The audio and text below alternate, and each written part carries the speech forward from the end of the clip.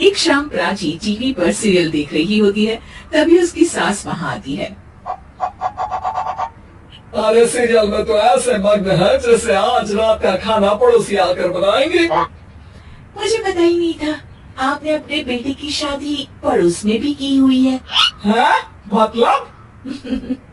मतलब इस घर में सारा काम बहू ही करती है, आप तो सिर्फ खर्राटे मारती हैं।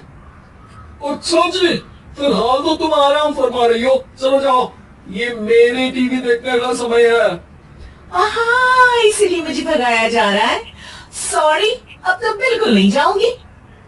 प्राची की इस बात पर दोनों सास बहू के बीच टीवी रिमोट के पीछे बच्चों जैसी छीना झपटी शुरू हो जाती है, जिसके बीच श्लोक भी काम से घर वापस आ जाता है। आज मेरी चूहे बिल्ली की जोड़ी किस बात पर झगड़ रही है? अरे तेरे बीवी मुझे टीवी ही नहीं देखने दे रही। अरे तुम्हारी मम्मी मुझे खाना बनाने के लिए फोर्स कर रही है। अरे वाह, ऐसे बेतुके रीजन पर तो बच्चे भी झगड़ा नहीं करते। अरे मुझे कुछ मत बोल, सब इसने ही शुरू किया है। हाँ हाँ, जैसे आपके बहुत दूध की धुली है ना। अरे बस, दोनों चुप। प्राची जाओ, खाने की तैयारी करो। और माधो, छोड़ो, तुम्हें क्या बोलूं, शांति से अपना सीरियल देखो। मुझे दोबारा लड़ने की आवाज सुनाई नहीं देनी चाहिए। ऐसा बोलकर श्लोक वहाँ से चला जाता है, जिसके पीछे पीछे प्राची भी कुछ न कुछ बड़बड़ाते हुए रसोई में चली जाती है। हाँ हाँ, सासू जी को तो कुछ बोलेंगी ही नहीं, बस मुझ पर ही हुक्म चलता है, खाना बनाओ, जैसे मैं इनके घर में खाना बनाने के लिए आई हूँ। इसी तरह शाम बीतती है और रात को श्लोक और प्राची की सास खाना खाकर सोने चले जाते हैं, लेकिन प्राची गुस्से में कुछ खाए बिना काम में ही लगी रहती है। इस घर में किसी को घंटा फिक्र नहीं पड़ता, मैं खाऊं या भूखी रहूं। प्राची कुछ देर के लिए रसोई से बाहर जाती है और जैसे ही वापस आती है तो वहाँ दूध का भरा ग्लास देखकर हैरान रह जाती है। फिक्र पूरी है, बस दिखाना नहीं है। प्राची दूध पीकर सोने चली जाती है और अगली सुबह एक बार फिर सास बहू का कार्टून नेटवर्क स्टार्ट हो जाता है। ये तुमने ही किया है। अरे अजीब जबरदस्ती है, मैं बोल रही हूँ मैंने कुछ नहीं किया। दोनों ने मिलकर पूरे घर को पागल खाना बनाया हुआ है।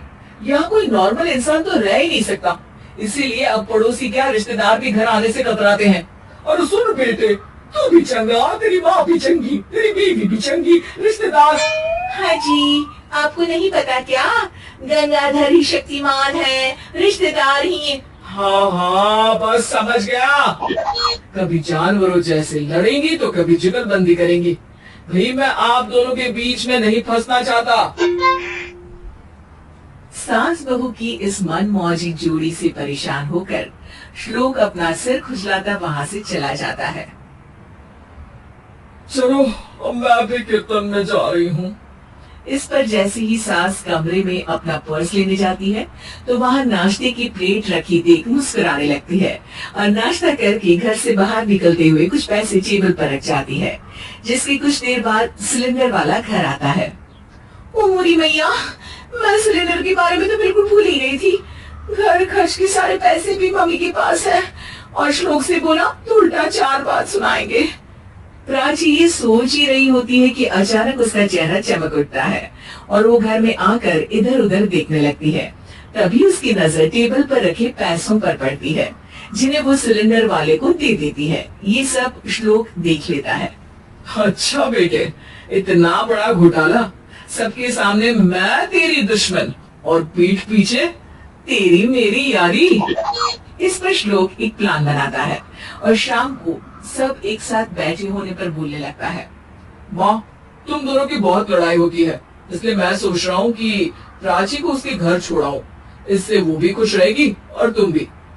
अचानक श्लोक की ये बात सुनकर सास बहू शौक से उसकी तरफ देखती है। अरे ऐसे कैसे घर छोड़ाओगे, मुझे कहीं नहीं जाना। अरे तुमने बोला नहीं पर मैंने सुन लिया, तुम्हें मम्मी के साथ रहना अच्छा नहीं लगता, मुझे पता है। अरे वो हरे, जब बहू खुद कुछ काम बोले तो वो तुझे सुनता नहीं, और अब जो इसने बोला ही नहीं वो तू समझ गया। जब उसे नहीं जाना तो फिर जबरदस्ती क्यों कर रहा है? अच्छा, फिर आपको मौसी के घर छोड़ाता हूँ, बस अब आप दोनों एक घर में एक छत के नीचे नहीं रह सकती। मैं इस टॉम एंड जेरी की जोड़ी को और नहीं झेल सकता। है?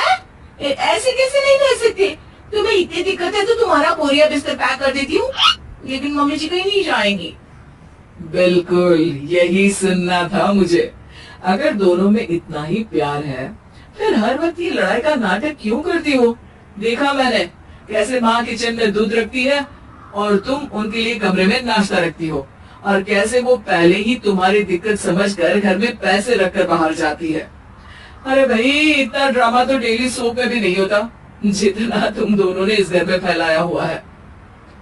तू हमें टॉम एंड जेरी बोलता है ना, तो याद कर वो दोनों भी एक दूसरे को बाहर वालों की बुरी नजर से बचाने के लिए हमेशा सबके सामने लड़ते थे, लेकिन अकेले में दिक्कत के समय मदद भी तो करते थे। बस हमारा रिश्ता भी कुछ ऐसा ही है। और वैसे भी अगर सास बहू में तू मैं नहीं होती तो दुनिया वालों को कहानियां कैसे मिलेंगी?